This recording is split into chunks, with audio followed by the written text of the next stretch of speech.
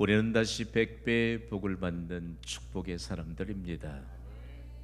행함이 믿음의 결과로 드러나는 인생을 살기 때문입니다. 우리 민족의 고유 명절인 추석이 성큼 다가왔습니다.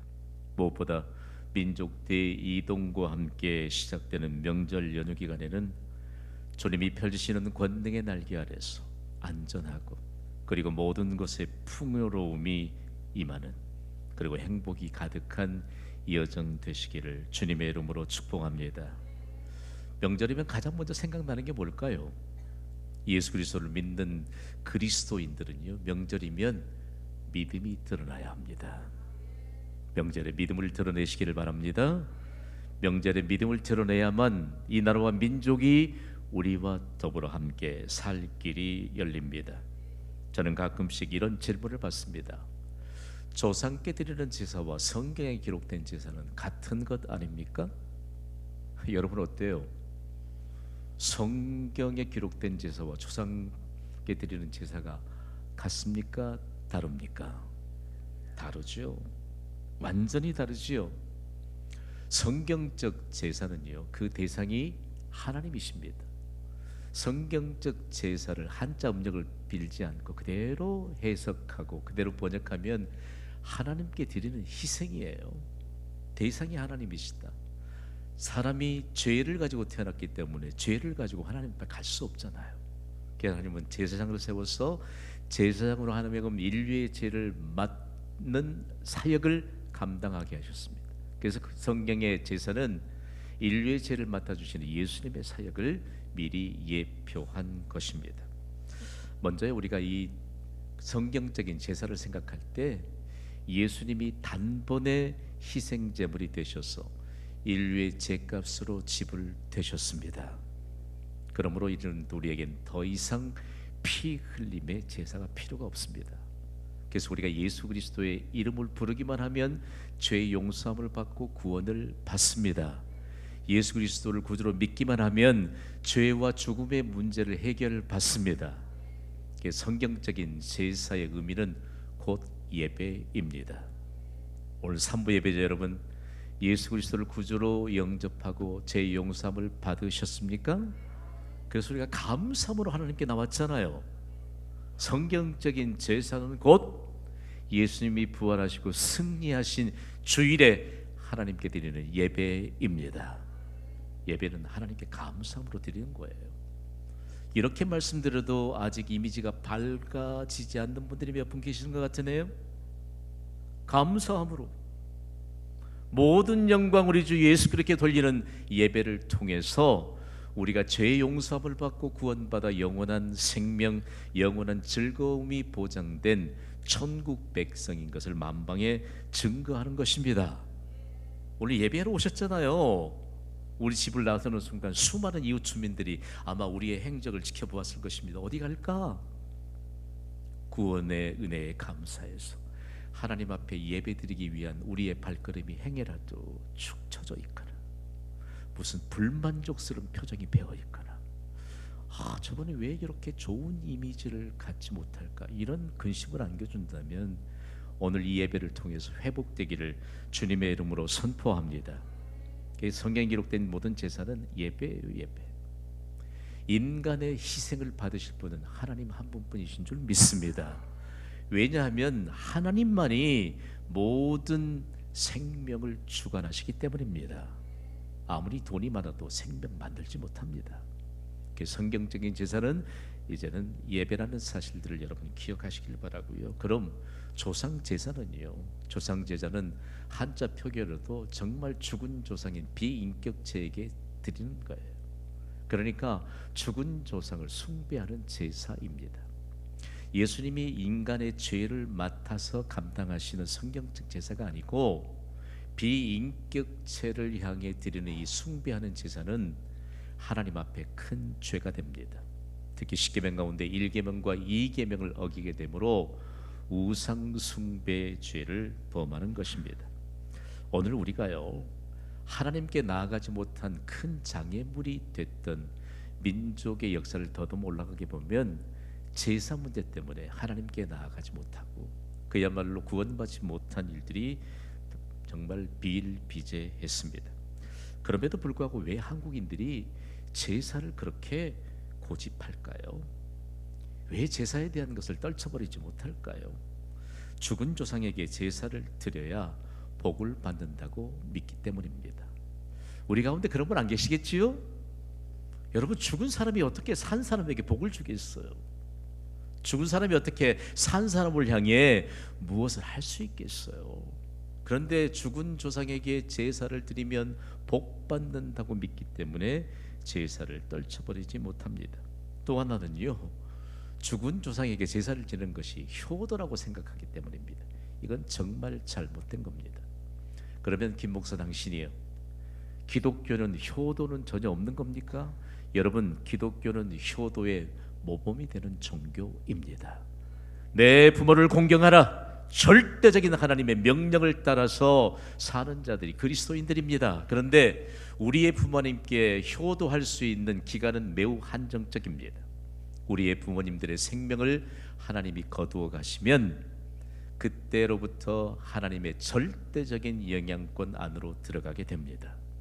그러니까 산 사람이 죽은 사람을 위해 아무것도 할 수 없습니다. 그럼에도 불구하고 죽은 사람을 위해 무언가를 할 수 있다고 생각하는 것이 죄입니다. 죽은 사람을 위해 무언가를 하는 행위가 하나님 앞에 죄입니다. 그러므로 여러분, 부모님이 살아계실 때 효도 많이 하시기를 바랍니다. 이번 추석 명절에는요, 부모님이 살아계시면 꼭 찾아뵙고 효도하는 기회로 삼으시기를 바랍니다. 만일 우리의 부모님들 중에 아직 예수 그리스도를 구주로 영접하지 못했다면 꼭 예수 그리스도를 구주로 영접하게 하셔서 영원한 생명, 영원한 즐거움이 보장된 천국 백성이 되게 하시기를 주님의 이름으로 간곡히 부탁을 드립니다. 이것이 최고의 효도입니다. 또 하나, 왜 제사를 떨쳐버리지 못할까? 제사가요, 우리의 것이라고 잘못 알고 있기 때문이에요. 여러분, 제사가 우리의 것입니까? 입장이 곤란하시면 좀 제 얘기를 좀 더 들어보세요. 제사는 우리의 것이 아닙니다. 우리의 것이라고 미풍양속이라고 잘못 이해하는 분들이 의외로 많습니다. 죽은 조상에 대한 제사는 어디로부터 왔을까요? 지금으로부터 약 4,000년 전에 중국의 순나라에는 요라고 이름하는 사람이 살았거든요. 이 사람이 좀 잘 살았던 것 같아요. 자기 아들 주라고 하는 이름을 가진 아들에게 내가 죽으면 이렇게 제사해 달라라고 하면서 제사 제도를 자기의 아들에게 세우도록 유언했습니다. 그런데 이 제사를 공자가 만든 유교를 통해서 우리나라에 들어오게 됐습니다. 많은 사람들이 유교가 제사 제도를 만들었다, 아닌 것입니다. 그러니까 제사는 원래부터 우리의 것이 아닙니다. 제사를 지내서 복 받을 것 같으면 여러분, 하나님은 우리에게 복 주시기를 원하시는데 그렇잖아요. 비인격체에 가서 절하고 비인격체를 향해 무언가를 해보려고 하는 그런 하나님의 영역 안에 있는 일들을 행하는 죄를 범하지 않게 되기를 주님의 이름으로 선포합니다. 그러면 우리나라에 왜 이런 제사 제도가 이렇게 확고하게 정립이 됐을까? 우리나라의 제사 제도가 가정의례 법도로 제정된 것은요, 조선을 창건한 이성계 때문입니다. 여러분, 이거 아세요? 이성계 한 사람의 컴플렉스 때문에 제사 제도가 세워진 것입니다. 이성계는 여러분이 알다시피 고려에서 반란, 구테타를 일으켜서 조선을 창건하지 않았습니까? 이성계는 구테타 이후에 조선을 창건하면서 고려의 귀족 출신 여성을 자신의 아내로 삼았습니다.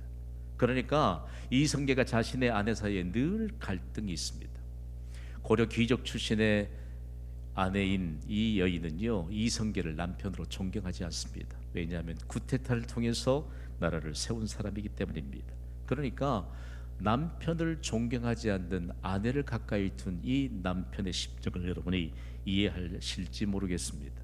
제가 그대로 역사적인 검토를 해서 옮기자 보면 마치 남편이 이 생각은 왕인데도 불구하고 부인 앞에서는 고양이 앞에 쥐격인 이런 상황을 견딜 수가 없었습니다. 이때부터 이성계가 여성에 대한 컴플렉스를 갖기 시작합니다. 천하를 호령하던 이성계가 이처럼 컴플렉스를 갖기 시작하니까 급기야 임금으로서, 가장으로서 자기 위상을 확고하게 세우기 위해서 주자가랴와 군사부 일제사장을 받아들이면서 제사 제도를 확립시켰습니다. 그리고 모든 백성들에게 제사를 가정 의례로 지키도록 지정했습니다. 특히 양반 가문에서는요, 제사를 지내지 않으면 설 자리가 없을 정도로 만들어 버렸습니다. 그런데 이거 아세요? 제사 제도를 견고하게 세우면서 자신의 컴플렉스를 극복하기 위한 방안 하나를 만들었는데 여성의 지위를 격화시킨 것입니다. 제사 음식 준비를 누가 합니까? 주로 여성들이 하잖아요. 그런데 여성들이 제사 음식한 준비한 이후에 제사에 참여하면 부정을 탄다는 명분으로 여성들을 제사에 참여하지 못하게 했습니다. 과연 이성계의 컴플렉스가 극복을 했는지 여러분 의문입니다. 여러분 보세요. 이처럼 한 사람의 컴플렉스 때문에 제사가 마치 우리 것인 양 잘못 이해되고 오는 것이 오늘까지 이르게 했습니다. 고대 역사를 연구하면 참 흥미로워요. 고대 왕들이 전쟁을 자주 일으켰잖아요. 그 대부분이 뭔 줄 아세요? 부부싸움하고 난 결과예요. 왕들이 부부싸움하고 나면 군대를 이끌고 가서 다른 나라를 그냥 홧김에 공격했던 것이 여러분 나라와 나라, 민족과 민족 간의 전쟁의 출발선이었던 것을 우리는 깊이 기도해야 돼요. 산부 예배자 여러분, 우리는 부부싸움 하지 맙시다. 가정전쟁이요 나라 전쟁으로 확산돼요. 제사는 우리 것이 아닙니다. 제사로 말미암아 우리 것이라고 고집하고 효도라고 고집하는 사람들 때문에 얼마나 많은 사람들에게 축복의 문이 닫혀 있는지 모릅니다. 목사의 저는 명절이 되면 심히 큰 부담감을 떨쳐버릴 수가 없습니다. 저에게 하나님이 주신 사명이 있다면 모든 성도들을 복받게 하는 것입니다. 교회 울타리를 넣으면 모든 대한민국 국민들을 그리고 세계 모든 열방까지 하나님 앞에 복받게 하는 것이 저의 사명입니다. 그런데 우리가 제사를 잘못 이해하고 있으면 하나님 앞에 죄를 범하는 명절로 보내면 안 되잖아요. 그래서 그리스도인은 명절을 반드시 믿음으로 기도하면서 준비해야 합니다. 그래야만 영적 긴장을 늦추지 않아야 합니다. 어떤 분이 언젠가 한번 제게 되게 야단 맞으셨어요. 그냥 불쑥하시는 말이 그동안 잘 참으셨다가 명절이니까 한잔 해야 되겠대. 그래가지고요, 이게 정말 내가 사명감을 다해야 되겠다. 여러분, 명절보다 크신 분은 하나님이십니다. 명절보다 크신 하나님을 믿는 우리가 명절에 예수 그리스도의 이름을 선포해야 되지 않겠습니까? 이번 명절은 많이 길더라고요. 명절 다 끝나요. 10월 1일이 주일인데 여러분이 예수 그리스도 앞에 복받는 예배자로 준비하시기를 주님의 이름으로 선포합니다. 그러면 가족들이 영향을 받아요. 만약에 우리가 믿지 않는 가족들이 함께 있어서 어쩔 수 없이 피할 수 없이 조상에 드리는 이 제사나 그리고 무덤 앞에 절할 수 있는 기회가 있다면요, 정말 행함이 있는 믿음을 드러내야 합니다. 우리의 이런 믿음의 고백이 얼마나 그들에게도 차원 높게 들리겠어요. 나는 예수님을 믿는 사람이므로 절하는 대신 기도를 하게 해주십시오. 세상도 알아요. 하나님을 향해 기도의 손을 모으면 하나님이 복 주시는 줄 압니다. 그런데 우리가 복의 주관자 앞에서 가족들을 복받게 해야 되는데 묻혀가다니요. 묻혀갈 걸 묻혀가야지요. 오늘 우리에게서 얼마만큼 중요한 차원 높은 믿음의 고백이 있는지 모릅니다. 하나님은 우리에게 행함이 있는 믿음으로 나아가면 반드시 피할 길을 주십니다. 오늘 이 예배가 얼마나 이번 추석 명절에 우리 성도님들이 가는 곳곳마다 하나님의 영향력으로 증거될지 하나님이 기대하고 계십니다. 그래서 그 무서운 핍박 시대에 야고보 사도가 하나님 앞에서 복받을 자가 누구인가? 오늘 본문은요, 여러 얘기들을 많이 하는 것 같아요. 다툼도 있고 싸움도 있고, 기도해도 받지 못한다고 말하고, 기도해도 받지 못하는 것은 정욕 때문이라고 말하고, 문제는 한 가지입니다. 주 앞에 겸손한 자로 서지 못하기 때문에 여러 일들이 일어나게 됩니다. 하나님 앞에서 복받을 자는 과연 누구일까요? 핍박의 시대에 야고보 사도는 겸손한 믿음으로 자신의 행함이 있는 믿음을 드러내면서 오늘 본문 야고보 4장 6절에 이렇게 증거합니다. 읽습니다. 시작. 그러나 더욱 큰 은혜를 주시나니 그러므로 일렀으되 하나님이 교만한 자를 물리치시고 겸손한 자에게 은혜를 주신다 하였느니라. 아멘. 겸손과 은혜와 겸손은 동전의 양면 같습니다. 뗄 수 없는 불가분의 관계지요. 우리는 은혜에 대해서 늘 생각하기 때문에 은혜는요, 받을 자격이 없는 자에게 베풀어 주신 하나님의 호의입니다. 죄를 가지고는 아무도 복을 베푸신 하나님께 갈 수가 없습니다. 우리가 죄인으로 태어났잖아요. 아니 나는 아무 죄도 베풀지 않았는데요. 그러면 죽지 않아야 합니다. 죄값으로 우리가 죽게 된 것입니다. 그러나 이 땅에 사는 동안 죄값을 지불해 주신 예수 그리스도께서 나를 대신하여 죄값을 치르셨기 때문에 예수 그리스도의 이름을 부르기만 하면 죄의 문제를 해결받습니다. 이것이 은혜입니다. 이 은혜를 받을 자격이 없거든요. 근거도 없거든요. 그러므로 우리에게 왜 하나님이 구원의 은혜를 주셨느냐? 하나님과 가장 가까이에서 하나님과 교제하도록 우리에게 구원의 은혜를 베풀어 주셨습니다. 어쩌면 적당한 간격을 유지하기로 마음에 작정하셨다면 어서 푸세요. 구원의 은혜는 하나님을 가장 가까이 하면서 하나님과 교제하면서 하나님이 복받을 자로 우리를 세우신 데 목적이 있다는 말씀입니다. 겸손은요, 우리가 단어를 분류할 때 명사, 형용사로 분류하는데 신약의 원문인 헬라어도 다른 언어들도 겸손이라고 하는 이 명사로 정의되지 않습니다. 반드시 행위로 증명돼야 합니다. 여러분, 우리에게 겸손한 자로 드러내도록 하나님이 우리에게 구원의 은혜를 베푸신 줄 믿습니다. 겸손한 것은 무엇으로 증명될까? 이 단어가 파생될 때요, 땅에서 파생된 말입니다. 땅은 낮잖아요. 낮아짐을 의미합니다. 여러분, 하나님은 낮아진 곳에 이르러 우리의 구원을 이루셨습니다. 우리의 구원자이신 예수님이요, 요즘처럼 푹신한 침대에서 탄생하시지 않고 낮고 천한 사람들이 돌보고 관리하는 마국간의 말구유에서 탄생하셨습니다. 그러니까 사람들이 관심을 가질 수 없지요. 안 갖지요. 관심을 가지라고 해도 그 낮고 비천한 곳에 탄생하신 분이 인류를 구원하는 메시아라? 사람들은 교만으로 그렇게 해석했습니다. 그러나 여러분, 낮은 곳에 임하신 이 예수님이 겸손의 왕으로 오셔서 우리를 구원하신 줄 믿습니다. 그러니까 우리는 겸손한 인생을 살아야 돼요. 겸손한 인생을 산다는 것이 도대체 무엇일까라고 하는 것인데요. 그래서 겸손은 과연 무엇을 의미할까? 겸손은 창조주와 구원주가 되시는 예수님을 만났을 때 드러나는 인격적인 반응입니다. 너무 어렵게 생각하지 맙시다. 여러분, 창조주이시요 구원주이신 예수님을 인격적으로 만나셨습니까? 그러면 예수님이 제일인 줄 믿습니다. 그러면 예수님이 이 세상에서 가장 귀한 줄 믿습니다. 그러므로 예수님의 이름을 높이는 것이 겸손함의 근본인 줄 믿으시기 바랍니다. 그러면서 우리에게요, 겸손은 하나님과 가까이에서 교제할 수 있는 최적의 상태인 것을 우리에게 가르쳐 줍니다. 하나님과 가까이 할 수 있는 최적의 상태가 바로 겸손입니다. 이 의미를 여러분 마음에 새기시기를 주님의 이름으로 선포합니다. 그러면서요, 이 겸손에 대한 역사를 좀 증거할 때 너무 많은 배경들이 많아요. 하나님이 성령이 오심으로 예루살렘에 교회가 세워졌잖아요. 베드로가 복음을 전할 때 일시에 3,000명이 회개하고 세례를 받고 예루살렘 교회의 성도가 됐습니다. 베드로가 복음을 전할 때 일시에 5,000명이 회개하고 예수께 돌아왔습니다. 기하급수적인 이와 같은 교회의 성장과 부흥이 있었는데 겸손을 드러내지 못합니다.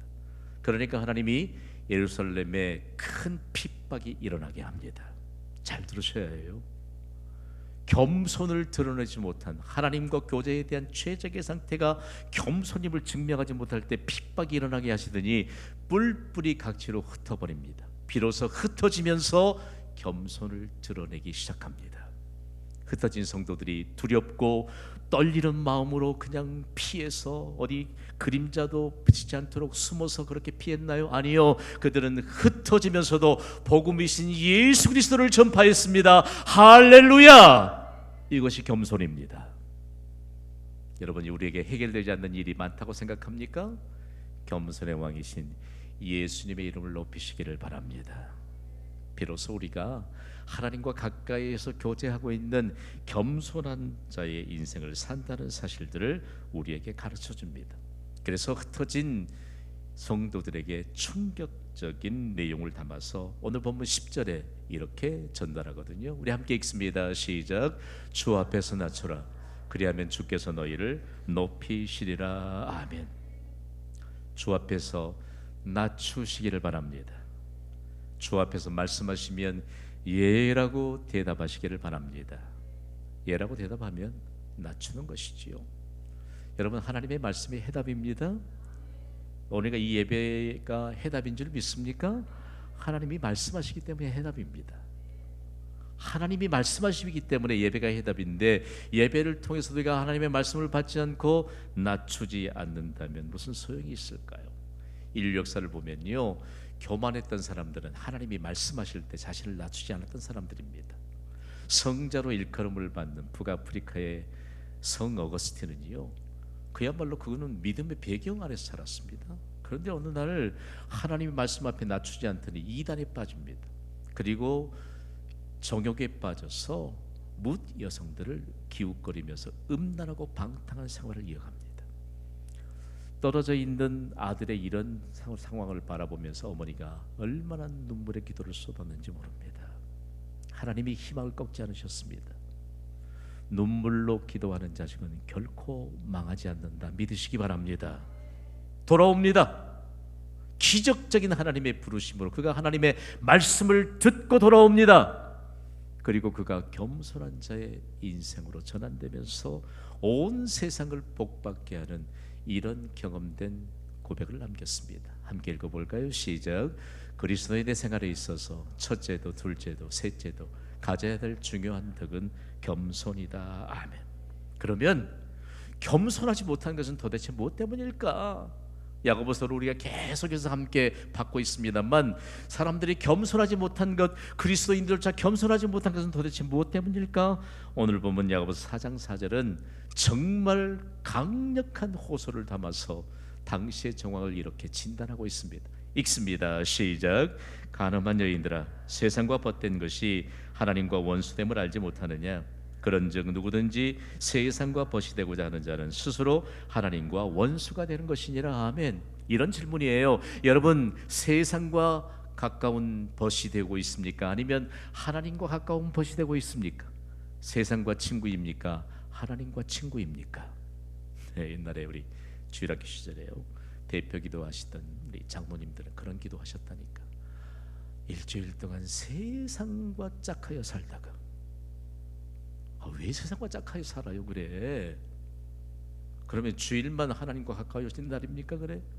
잘 들어보세요.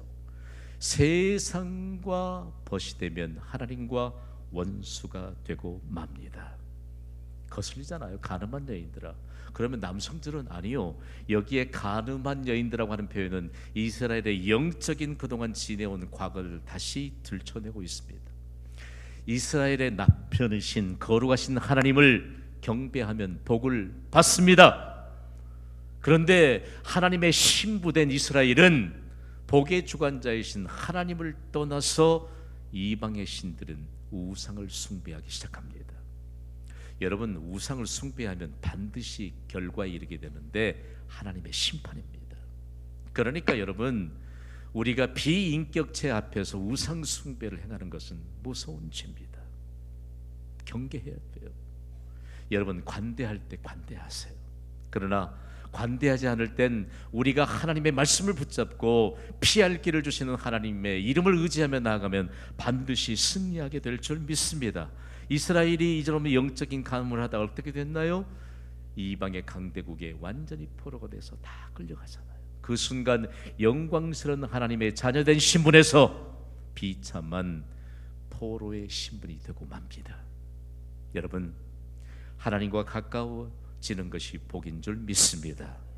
그렇지 않으면 우리의 영광스러운 하나님의 자녀된 신분이 드러나고 증명되지 않습니다. 그래서 여기에 한 단어를 통해서 세상을 흔들어 깨우는데 세상이라고 하는 단어예요. 신약의 원문의 헬라어는 세상을 코스모스라고 하는 헬라어로 기록하고 있습니다. 우리가 코스모스 하면 그냥 우주라고 생각하는데 원래 의미를 깊이 생각해야 돼요. 코스모스는 세상인데 하나님의 통치를 벗어난 영향을 말합니다. 좀 더 쉽게 해석하면 하나님 없는 세상입니다. 하나님 없는 세상은 사단이 통치합니다. 사단이 통치하면 악의 체계만 세워질 뿐입니다. 여러분을 도전합니다. 하나님 없는 사람들이 무엇인들 못하겠어요? 하나님 없이 사는 사람들이 무엇인가를 못하겠느냐 말입니다.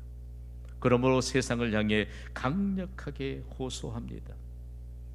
하나님의 통치 영역, 예수 그리스도의 통치 영역이 바로 하나님 나라입니다.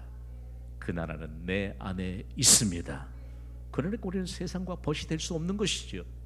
그러면서 요즘 세상과 벗이 된 세상이 들려주는 메시지를 한번 들어보셨습니까? 제가 듣다가 기가 막혀서 조금 저장해 뒀습니다. 요즘 세상에 주는 그럴듯한 메시지요. 현대인들이 나이가 들어갈수록 가장 필요한 것이 뭔가? 그럴듯하잖아요.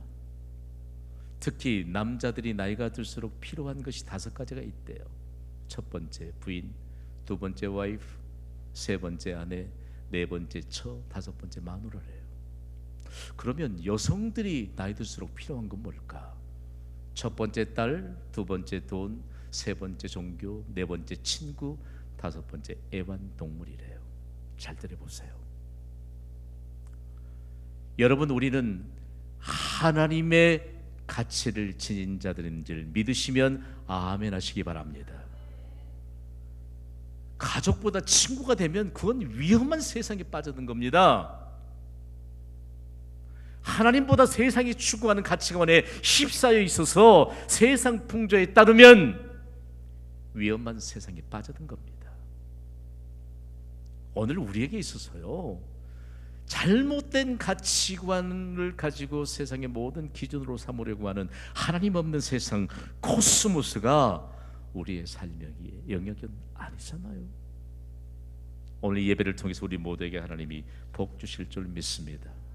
나이가 들수록 우리에게 꼭 필요한 것은 겸손한 믿음으로 하나님 앞에 서는 것입니다.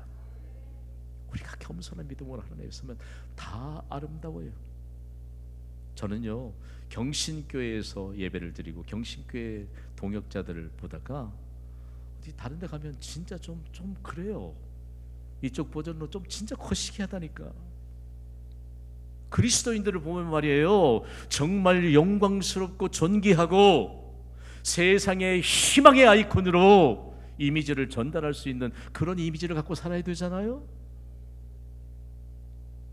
그런 거 생각하다 보니까, 그럼 김 목사 당신은 저는요, 절대 긍정, 절대 희망의 리더십을 가지고 여러분과 함께 목회선상에 있습니다. 오늘 우리에게요, 나이가 들수록 필요한 것은 교회예요. 나이가 들수록 필요한 것은 겸손한 자로 주 앞에 서는 것입니다. 나이가 들수록 필요한 것은 우리의 자녀들, 우리의 자손들을 하나님 가까이에 두는 이와 같은 아름다운 우리 가정과 가족들의 모습을 하나님께 드리는 것이 절대적으로 필요한 것입니다. 나머지 모든 문제 하나님이 해결해 주실 줄 믿습니다. 그래서 오늘 우리는 결론적으로 이런 메시지를 받습니다. 다 함께 선포합니다. 시작. 주 앞에서 겸손한 자는 복을 받으리라. 아멘. 과연 그럴까요? 과연? 성경을 연구하다 보면요, 진짜 변두리 사람이에요. 변두리 사람이었던 사람들을 예수님이 제자로 부르시잖아요. 그 중에 한 사람이 베드로입니다. 베드로가 출생하고 잔뼈가 굵었던 갈릴리는 변방입니다. 변두리예요. 그러나 그가 부활하신 예수 그리스도를 구주로 확실하게 영접하고 난 이후에 그가 겸손한 자로 주 앞에 섭니다. 그리고 세상 중심인 로마 제국에서도 겸손하게 주 앞에 서서 복 받는 자인 것을 증거합니다. 그리고 수많은 고통과 수많은 핍박과 수많은 질병과 수많은 어려움을 안고 있는 수많은 사람들에게 얼마만큼 중요한 하나님의 복을 일깨워줬는지 모릅니다. 그의 경험된 고백이 온몸의 전율을 느끼게 합니다. 베드로전서 5장 6절을 우리 힘있게 읽습니다. 시작. 그러므로 하나님의 능하신 손 안에서 겸손하라. 때가 되면 너희를 높이시리라. 아멘. 하나님의 능하신 손 안에서, 하나님은 전능자이신 줄을 믿습니다. 하나님의 전능하신 손엔 우리의 모든 해답이 완전하게 예비되어 있습니다. 베드로가요, 하나님이 높여주시면 과거의 불행과 현실의 어려움이 모두 역전되는 것을 매 순간 경험했습니다. 할렐루야! 뭔가 잃어버리고 뭔가 부족하고 뭔가 질병 때문에 고통스러워할지라도 주 앞에서 겸손합시다. 역전의 주역으로 우리를 세워주실 줄 믿습니다. 하나님이 높여주시면, 전능하신 하나님의 손 안에서 우리를 높여주시기만 하면 인간의 모든 불가능은 가능으로 바뀝니다. 더욱이 여러분, 하나님이 높여주시면 세상과는 차원이 다른 하나님의 영광에 참여합니다. 이것이 바로 예배가 아니겠습니까? 그리고 이 예배 하나만을 가지고 우리는 영원한 생명, 영원한 즐거움이 보장된 영원한 하나님의 나라로 옮겨가게 될 것입니다. 우리의 인생을 사는 동안 주 앞에서 겸손한 자로 복받는 인생을 펼치시기를 주님의 이름으로 축원합니다.